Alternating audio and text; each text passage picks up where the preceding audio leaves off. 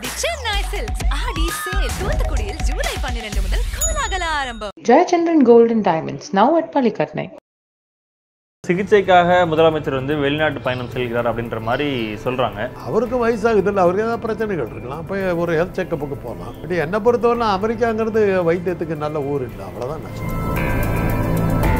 நம்ம ஊரில் செய்ய முடியாதுன்னு அவங்க போகலை, தேவையில்லாத கதைகள் வரும். இப்போ அண்ணாவுக்கு கேன்சர் வந்த போது அதுக்கான சர்ஜரியை பண்ண வேண்டிய ஒரு சதாசிவம் தான். அவரே இங்கே நான் பண்ண மாட்டேன், அவருக்கு ஒன்று கிடக்க ஒன்று ஆச்சுன்னா எல்லாம் என்னை போட்டு கொண்டு போடுவாங்கன்னு சொல்லிட்டு இது பண்ணும்போது அதனால தான் இந்திரா காந்தி பாதுகாப்பு கருதி அமெரிக்கா ஆரம்பிச்சிட்டாங்க. அதே மாதிரி இங்கே அவர் படுத்தாருன்னு வச்சுக்கோங்க, ஒரு செக்கப்புக்கு வந்தாக்கா இங்கே இருக்கிற வார்டு பாக்கெட் ஏதாவது கேட்டு அவருக்கு அது வந்துருச்சு இது வந்துச்சு இவன் கிளப்பி விடுற கதைகளுக்கு அளவே இருக்குது. ஜெயலலிதா பற்றி என்ன சொன்னாங்க, அப்போலோவில் அட்மிட் அவர் செத்து போய் டெட் பாடியை தான் கொண்டாங்கிற கதையெல்லாம் வந்து. அதனால தான் இங்கே யாரும் எந்த மருத்துவமனையும் எடுத்துக்க மாட்டேங்கிறாங்க. அமெரிக்காவில் நோய்கள் குறைவு, நோய்க்கான மெஷின்ஸ் வச்சுருக்காங்க, அதை பயன்படுத்துறதுக்கான வாய்ப்புகள் அங்கே இல்லை. நம்ம ஊரில் என்ன நோய்கள் மிக அதிகம், ஆனால் அதுக்கான லேபரேட்டரி வசதியோ தொழில்நுட்ப வசதியோ நமக்கு இல்லை. அது ஒன்று தான் வித்தியாசம். நோயாளிகள் நம்மக்கிட்ட தான் இருக்காங்க, நோய்க்கான கருவிகள் அவங்க கிட்ட இருக்கு, ஆனால் அதை ஹேண்டில் பண்ணுறதுக்கான டாக்டர்ஸ் இல்லை.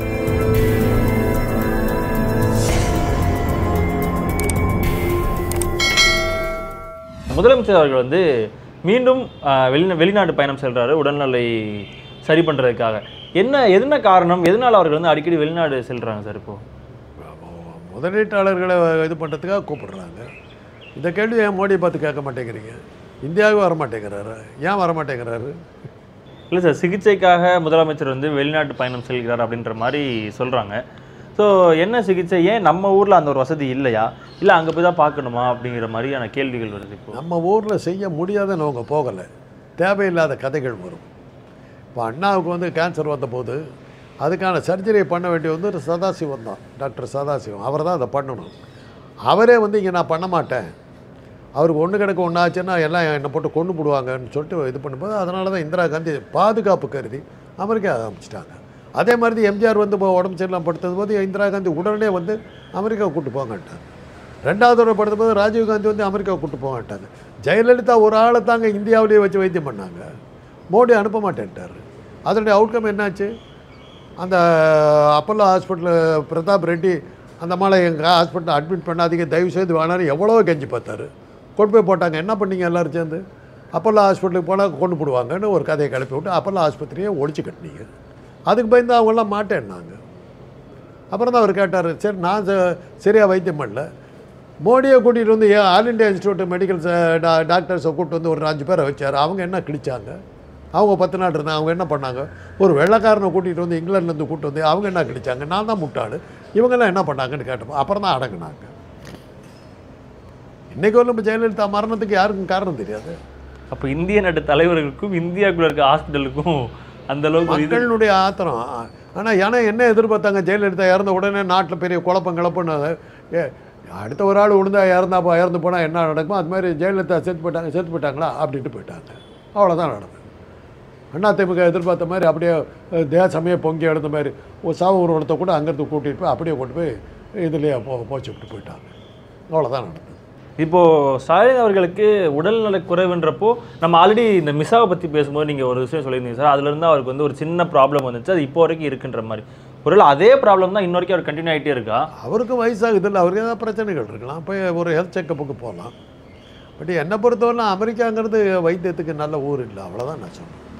ஏன்னா நான் அங்கே இருந்திருக்கேன். ஓ அப்படியா சார்? அங்கே அந்த மருத்துவமனைகளில் பணியாற்றி இருக்கிறேன், எனக்கு தெரியும். அங்கே மருத்துவ வசதி எப்படி இருக்கும் சார்? அப்போது நம்ம நினைக்கிற அளவுக்கு இல்லை.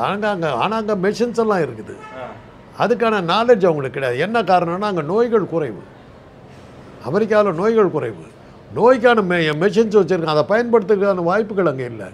நம்ம ஊரில் என்ன நோய்கள் மிக அதிகம், ஆனால் அதுக்கான லேபரேட்டரி வசதியோ தொழில்நுட்ப வசதியோ நமக்கு இல்லை. அது ஒன்று தான் வித்தியாசம். நோயாளிகள் நம்மக்கிட்ட தான் இருக்காங்க, நோய்க்கான கருவிகள் அவங்கக்கிட்ட இருக்குது, ஆனால் அதை ஹேண்டில் பண்ணுறதுக்கான டாக்டர்ஸ் இல்லை. பல விஷயங்கள் நாங்கள் சில சமயங்கள் எங்களுக்கு சிலதெல்லாம் ஆச்சரியமாக இருக்கும். நான் ஒரு கர்ப்பவதி மெக்சிகோவை சேர்ந்த ஒரு கர்ப்பவதி எங்கள் ஹாஸ்பிட்டலில் அட்மிட் ஆகிட்டாங்க. அவங்களுக்கு ஃபிட்ஸ் மாதிரி வருது, வலிப்பு மாதிரி வருது, பதறாங்க அமெரிக்கன் டாக்டர்ஸ். ஐயோ இப்படி வருதுன்னு ஹாஸ்பிட்டலில் நான் அசோக் பாபுன்னு ஆந்திராக்காரர், நாங்கள் 2 பேரும் இந்தியன்ஸ் 2 பேரும் நின்றுட்டு இருந்தோம். அப்படி ஓடுறாங்க இப்படி ஓடுறாங்க. அவர் வந்து அதுக்குள்ளே எங்கள் சீஃப் இருந்துக்கிட்டு வாட்ஸ் கோயிங் ஆன். அந்த மெக்சிகோக்காரருக்கு எப்படின்னாக்கா ஏறத்தாழ இந்தியர்கள் மாதிரியே அவங்களுக்கு, தமிழர்கள் மாதிரியே அவங்களுக்கு உடல்வாங்க. ஏறத்தாழ நம்ம உணவு பழக்க வழக்கங்கள் எல்லாமே தமிழ்நாட்டு ஸ்டைலில் இருக்கும். வேஷ்டியெல்லாம் கட்டியிருப்பாங்க. அந்த அளவுக்கு நமக்கும் அவங்களுக்கும் ஒரு ஒற்றுமைகள் மிக அதிகம். அவர் கேட்டார், 2 பேரும் சைலண்ட்டாக நின்றுட்டுறீங்க, போய் பார்க்கக்கூடாதான்னாரு. நாங்கள் சொன்னோம், சார் இது பெரிய எக்லாப்டிக் டாக்ஸிமியா மாதிரி இருக்குது சார்னோம். அது பிரசவ காலத்தில் வர்ற ஜன்னி. அது நம்ம ஊரில் அடிக்கடி வரும். 10 கேஸ் வருதுனாக்கா 3 கேஸுக்கு அது இருக்கும். அதை நாங்கள் வந்து உடனே ஒரு லைட்டெல்லாம் ஆஃப் பண்ணி படுக்க வச்சு செடேஷன்லாம் தூக்க மருந்தெல்லாம் கொடுத்து 2 நாளில் சரி பண்ணிவிடுவோம். என்னது அடிக்கடி பார்ப்பீங்களா? 10 கேஸில் 3 கேஸ் இதுதான் சார் வரும் எங்களுக்குன்னு. போய் உடனே பாருன்னாங்க. அப்புறம் நாங்கள் தான் வைத்தியம் பண்ணோம். அப்புறம் கேட்டாங்க, இது என்ன இவ்வளோ சாதனம் வச்சு? எங்கள் ஊரில் ரொம்ப காமன் மாதிரி. ஒரு டியூபர்குலோசிஸ் பேஷண்ட்டு, டிபிங்க, காசநோய், லங்ஸில் ஒரு நுரையீரலில் அது தெரியுது. 1/2 மணி நேரம் பேசிக்கிட்டு இருக்காங்க. அதே அசோக் பாபு நான் தான் அதே மாதிரி பின்னாடி நின்றுட்டு இருந்தோம். கேட்டேன், அவர் உடனே அவனுக்கு 2 பேர் கூப்பிடு அப்படின்னாரு. இட்ஸ் டியூபர்குலோசிஸ் சார் அப்படின்னா. டிபி ட்ரீட்மெண்ட் கொடுத்தா சரியாக போச்சு. அப்போ அவங்களுக்கு அந்த அளவுக்கு பேஷண்ட்ஸ் பார்த்தது இல்லை. அதனால் அவங்களுக்கு அனுபவ குறைவு. அனுபவம் நமக்கு ஜாஸ்தி. ஆனால் அந்த மெஷின்ஸ் நமக்கு தெரியாது. என்ன வேணாலும் இது கண்டுபிடிக்கலாம் அங்கே. அதனால் அங்கே போய் நீங்கள் வைத்தியத்துக்கு போகிறதுங்கிறது அவ்வளோ. அங்கே போய் அங்கேயே சார் என்ன காரணம்னாக்கா, இங்கே வந்து அவர் படுத்தாருன்னு வச்சுக்கோங்க, ஒரு செக்கப்புக்கு வந்தாக்கா இங்கே இருக்கிற வார்டு பாக்கெட் ஏதாவது கேட்டு அவருக்கு அது வந்துருச்சு இது வந்துச்சுன்னு இவன் கிளப்பி விடுற கதைகளுக்கு அளவே இருக்காது. இன்னும் சிறிது நாட்களே அப்படின்ற மாதிரி நிறையா. ஜெயலலிதா பற்றி என்ன சொன்னாங்க, அப்போலோவில் அட்மிட் செத்து போய் டெட் பாடியை தான் கொண்டாங்கங்கிற கதையெல்லாம் வந்தது. அதனால தான் இங்கே யாரும் எந்த மருத்துவமனையும் எடுத்துக்க மாட்டேங்கிறாங்க. வேண்டாங்க, இந்த வம்பே வேண்டாங்கிறாங்க. ஜெயலலிதாவுக்கு பிறகு அப்போலோ ஹாஸ்பிட்டலுடைய பேர் பூரா உலகம் பூரா நாரி போச்சு. இல்லை அவ்வளோ கவலைப்படுத்திட்டு வரவே குறைஞ்சிருச்சு அப்படின்ற மாதிரியான நிறைய அளவுக்கு அவங்கள பாதிப்பு ஏற்படுத்தினாங்கல்ல. மீடியாக்கள் இஷ்டத்துக்கு தீட்டு விட்டாங்கல்ல. எதனால சார் எல்லா முதலமைச்சருக்கும் ஒரு வெளிநாட்டு பயணம், வெளிநாட்டு சிகிச்சை அப்படிங்கிறப்போ ஜெயலலிதா மட்டும் இந்தியாவுக்குள்ளே இருக்கணும் அப்படிங்கிற மாதிரியான ஒரு இது வந்துச்சு? அதுக்கு முன்னாடி இருந்தவங்களாம் இந்திரா காந்தி, எம்ஜிஆர், இது ராஜீவ் காந்தி போன்றவர்கள்லாம் அவங்க இருக்கணும்னு நினச்சாங்க. இந்த அம்மா முறைச்சிக்கிச்சு அவரை,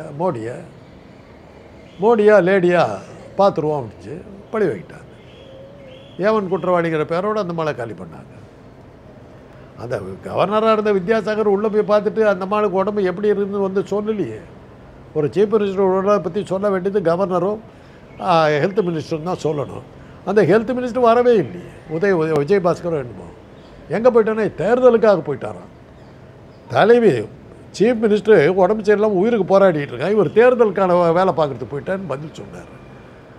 வரவிடல வர அந்த கவர்னர் வித்யாசாகர் பார்த்துட்டு இப்போ பத்திரிகையாளர்களே சந்திக்காமல் பின்பக்க வழியில் ஓடுறார். ஏன் ஓடினேன், என்ன காரணம் இன்றைக்கி வரலாம் யாருக்கும் தெரியாது. ஆறுமுகசாமின்னு ஒரு கமிஷனை போட்டிங்க.